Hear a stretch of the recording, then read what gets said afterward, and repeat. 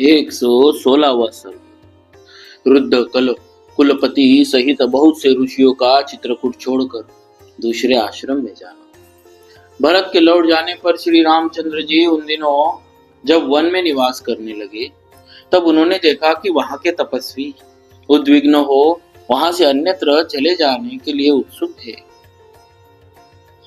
पहले चित्रकूट के उस आश्रम में जो तपस्वी श्री राम का आश्रय लेकर सदा आनंद मग्न रहते थे, उन्हीं को श्री राम ने उत्कंठित देखा, मानो वे कहीं जाने के विषय में कुछ कहना चाहते।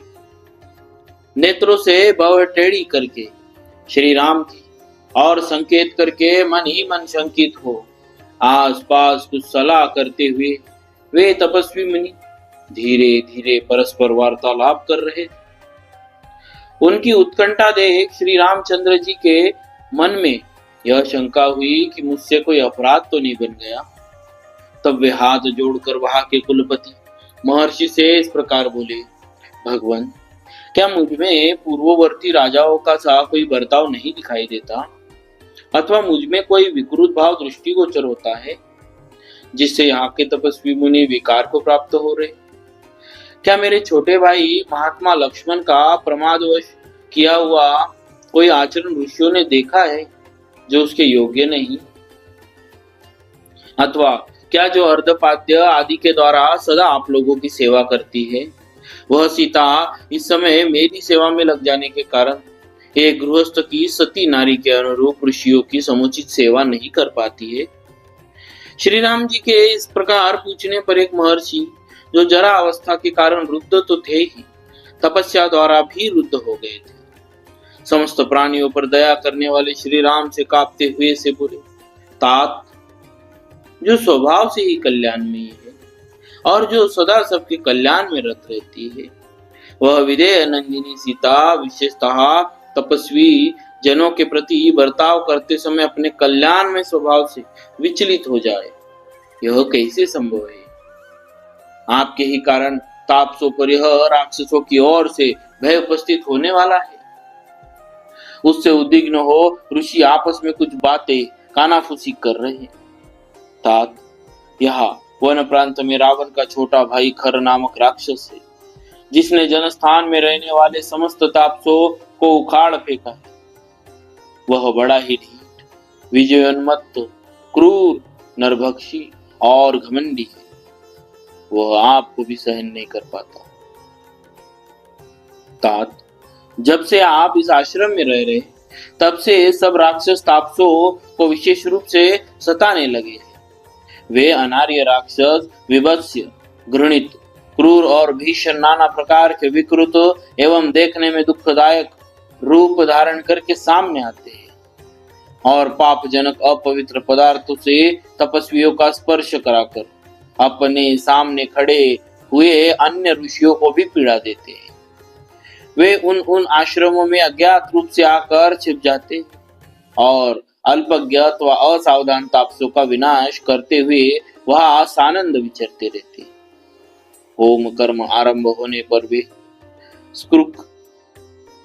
श्रुआ आदि यज्ञ सामग्रियों को इधर उधर फेंक देते, प्रज्वलित अग्नि में पानी डाल देते और कलशों को फोड़ डालते।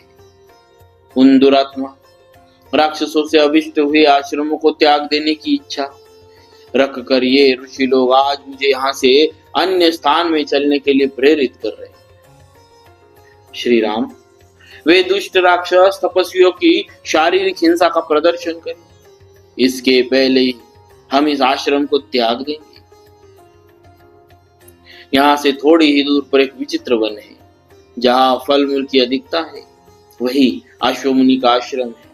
अतः ऋषि के समूह को साथ लेकर मैं पुनः उसी आश्रम का आश्रय लूंगा। श्री राम, खर आपके प्रति भी कोई अनुचित बर्ताव करे, इसके पहले ही यदि आपका विचार हो तो हमारे साथ ही यहाँ से चल दीजिए। रघुनंदन, यद्यपि आप सदा सावधान रहने वाले हैं तथा राक्षसों के दमन में समर्थ है, तथापि पत्नी के साथ आजकल उस आश्रम में आपका रहना संदेहजनक एवं दुखदायक है। ऐसी बात कहकर अन्यत्र जाने के लिए उत्कंठित हुए उन तपस्वी मुनि को राजकुमार श्री राम सांत्वनाजनक उत्तर वाक्यों द्वारा वहां रोक नहीं सके। तत्पश्चात वे कुलपति महर्षि श्री रामचंद्र जी का अभिनंदन करके उनसे पूछकर और उन्हें सांत्वना देकर इस आश्रम को वहां से अपने दल के ऋषियों के साथ चल दिए। श्री रामचंद्र जी वहां से जाने वाले ऋषियों के पीछे पीछे जाकर उन्हें विदा दे कुलपति ऋषि को प्रणाम करके परम प्रसन्न हुए उन ऋषियों की अनुमति ले उनके दिए हुए कर्तव्य विषयक उपदेश को सुनकर लौटे और निवास करने के लिए अपने पवित्र आश्रम में आए। उन ऋषियों से रहित हुए आश्रम को भगवान श्री राम ने एक क्षण के लिए भी नहीं छोड़ा, जिनका ऋषियों के समान ही चरित्र था। उन श्री रामचंद्र जी में निश्चय ही ऋषियों की रक्षा की शक्ति रूप गुण विद्यमान है। ऐसा विश्वास रखने वाले कुछ तपस्वी जनों ने सदा श्री राम का ही अनुसरण किया, वे दूसरे किसी आश्रम में नहीं गए। इस प्रकार श्री वाल्मीकि ने आर्ष रामायण आदि काव्य के अयोध्या कांड में 116वां सर्ग पूरा हुआ।